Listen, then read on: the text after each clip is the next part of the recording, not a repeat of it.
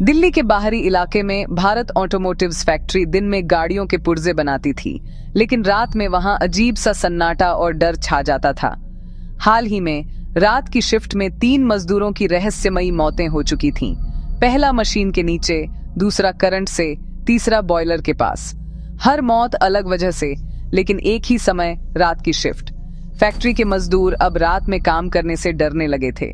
Management परेशान था, उत्पादन गिर रहा था, अफवाहें फैल रही थीं। पुलिस ने इसे इत्तेफाक बताया, लेकिन तीसरी मौत के बाद सबका शक गहराने लगा। अखबारों में खूनी फैक्ट्री की खबरें छपने लगीं। कोई आत्मा की बात करता, कोई तांत्रिक की। सिंघानिया को समझ आ गया था कि अब किसी खास की जरूरत है।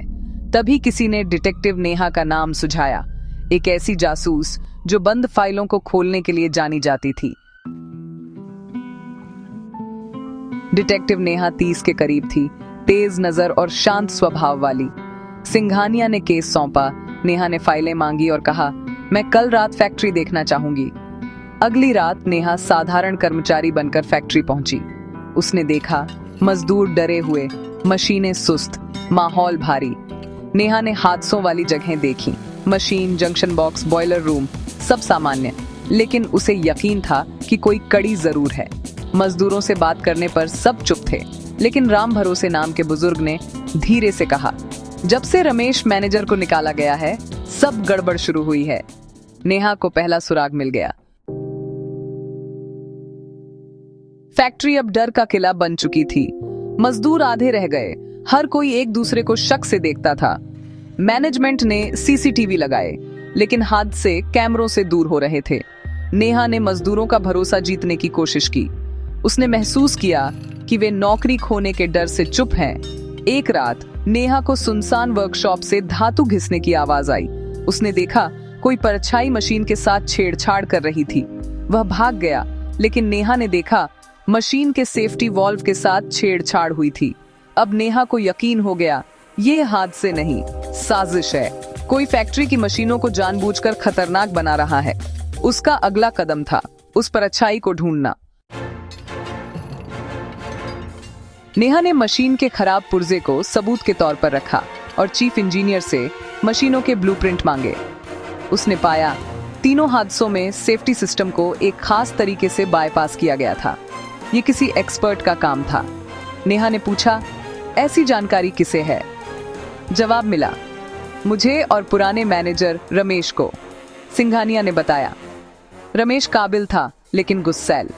उसे निकालना पड़ा और वह बदला लेने की धमकी देकर गया था।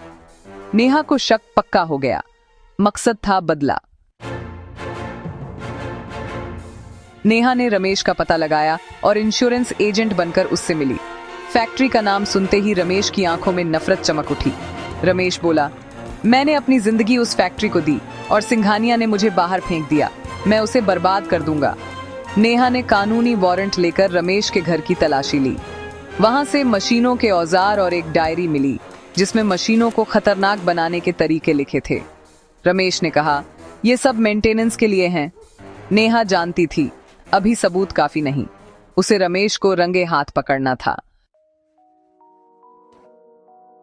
नेहा ने सिंघानिया और इंजीनियर के साथ मिलकर योजना बनाई। फैक्ट्री में अफवाह फैलाई गई कि नई महंगी मशीन आई है जो रात में इंस्टॉल होगी। मजदूरों में खबर फैली, सुरक्षा बढ़ाई गई, लेकिन जानबूझकर कुछ कमजोरियां छोड़ी गईं। नेहा और टीम ने फैक्ट्री में छिपकर पोजीशन ली। आधी रात को एक नकाबपोश शख्स आया, औजार निकाले और बक्से को खोलने लगा। उसने ज्वलनशील पदार्थ निकाला, माचिस जलाई। तभी नेहा ने आवाज दी, खेल खत्म रमेश। पुलिस ने उसे घेर लिया। वह रंगे हाथ पकड़ा गया। रोशनी में रमेश का चेहरा गुस्से से तमतमा रहा था। उसने नकाब उतारा, वही रमेश। नेहा बोली, तुमने बेगुनाह मजदूरों की जान ली, सिर्फ बदले के लिए। रमेश चीखा, हाँ मैंने किया।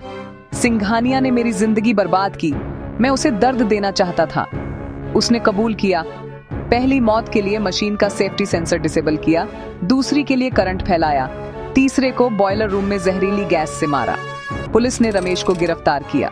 उसके घर से मिले सबूत और रंगे हाथ पकड़े जाने के बाद बचने का कोई रास्ता नहीं था। सिंघानिया को घूरते हुए रमेश बोला, यह अभी खत्म नहीं हुआ है। लेकिन उसकी आवाज गाड़ी के दरवाजे में दब गई।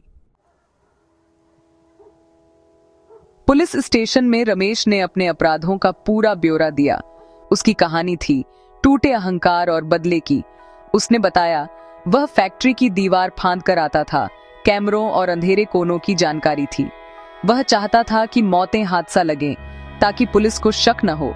अगर नेहा न होती तो शायद और जाने जाती। रमेश का मकसद था सिर्फ बदला नहीं, यह भी साबित करना कि फैक्ट्री उसके बिना अधूरी है। नेहा ने सिंघानिया से कहा, यह मामला सिखाता है किसी कर्मचारी को बेइज्जत करके निकालना खतरनाक हो सकता है। संवाद की कमी और अहंकार अपराध को जन्म देते हैं। सिंघानिया ने माना अगर उसने रमेश से बात की होती तो शायद यह सब न होता। रमेश की गिरफ्तारी की खबर फैक्ट्री में फैल गई। मजदूरों ने राहत की सांस ली। अब डर का साया हट गया था। सिंघानिया ने नेहा का शुक्रिया अदा किया। नेहा ने इनाम ठुकरा दिया। असली इनाम मजदूरों की सुरक्षा है। फैक्ट्री में सुरक्षा नियम सख्त हुए। काउंसलिंग सेशन शुरू हुए। कुछ ही दिनों में जिंदगी पटरी पर लौट आई। अखबारों में अब खूनी फैक्ट्री की जगह नेहा की बहादुरी के किस्से छप रहे थे। नेहा ने फैक्ट्री को देखा। अब यह डरावनी जगह नहीं, हजारों लोगों की रोजी रोटी का सुरक्षित जरिया थी। सूरज की रोशनी में चमकती फैक्ट्री इस बात का सबूत थी, अंधेरा कितना भी गहरा हो, सच्चाई की एक किरण काफी है। नेहा अपनी कार में बैठी, शहर की भीड़ में गायब हो गई, पीछे छोड़कर एक सुलझी हुई कहानी और एक शांत कारखाना।